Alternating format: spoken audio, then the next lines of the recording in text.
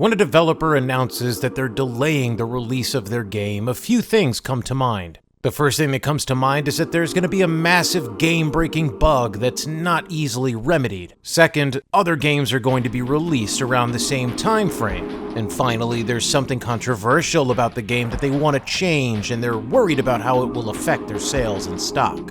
When people talk about Assassin's Creed Shadows, most speculate that the delay is because of options 2 and 3. When it comes to Assassin's Creed Shadows, some speculate that the game was delayed because of the criticisms of Star Wars Outlaws. In addition to the criticisms, there was not much competition in November, with most of the major releases coming out in September and October of 2024. With that in consideration, many would suspect that the online criticisms and controversy revolving around Yasuke is what caused the delay. After playing quite a bit of Assassin's Creed Shadows, our beliefs were mostly confirmed. During our playthrough, Yasuke felt like a minor part of the story. As we played through the game as Naoe, there were times that it felt like it should switch to Yasuke, but it never did. When we did finally reconnect with Yasuke later in the game, it felt more like a side character being thrown into the mix to become the protagonist rather than someone who is Naoe's equal. If they were going to limit Yasuke's role, then advertising for the game should have been changed. Using a person who existed in any manner was a poor decision. You can change his backstory or present it in whatever way you deem suitable, but using a real person as a protagonist is entering a questionable area. Yes, the character could be entertaining and interesting, but if you get one piece of information incorrect or slightly altered, you will get the online trolls mad, and it's best to avoid it. The first chunk of Assassin's Creed Shadows revolves mainly around stealth and exploration. As someone who is not a lover of stealth mechanics, this kind of gameplay loop got boring fast and led to just slaughtering anyone in our way. Surprisingly, the Animus no longer yells at you for killing civilians indiscriminately. However, there are certain characters, specifically allies, that the game will not let you kill.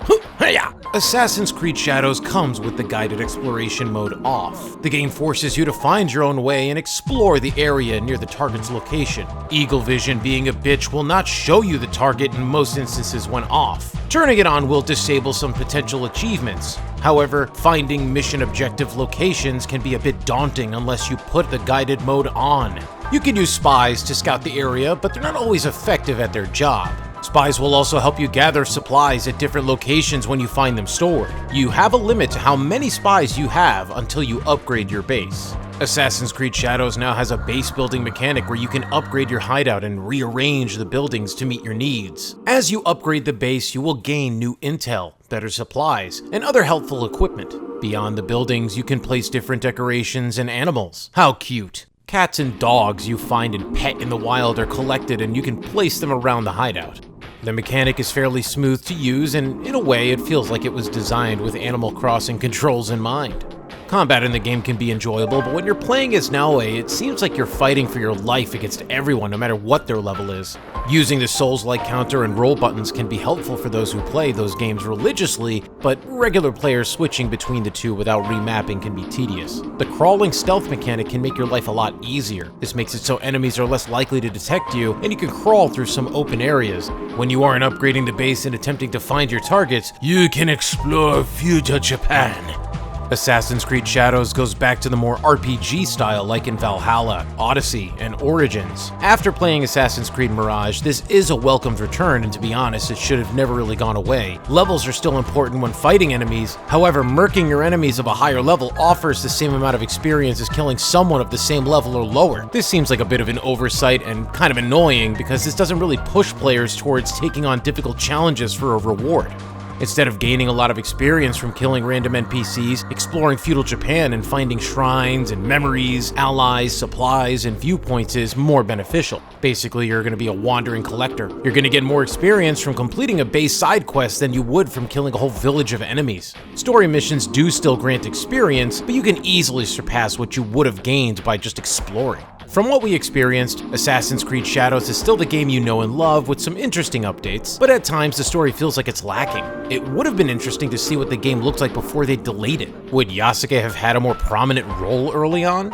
If you're a big fan of the series, you're most likely going to enjoy this one. We had fun playing it, but there were certain things that we wish Ubisoft could have just done differently. Introduce Yasuke earlier and in a more prominent role or manner, allowing the player to connect with the two characters if the story is going to revolve around them. Next, fix the damn climbing bugs already. Every new iteration of Assassin's Creed seems like they still have issues with wall climbing mechanics, and additionally they don't automatically have the wall climbing marks or yellow indicators to show how to climb certain objects, and they don't even have this option to be turned on if desired. One of the things that bothered us the most was the use of modern music in a fight.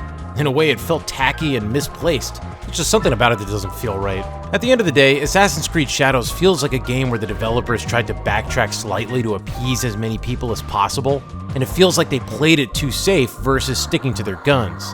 Assassin's Creed Shadows will make longtime fans happy with all the new things that they can try and experience. Meanwhile, newcomers to the series can enjoy the game for its beautiful visuals. If you've been looking forward to the game, then you should pick it up. If you're on the fence about this, then it's best to wait or just check it out through Ubisoft Plus.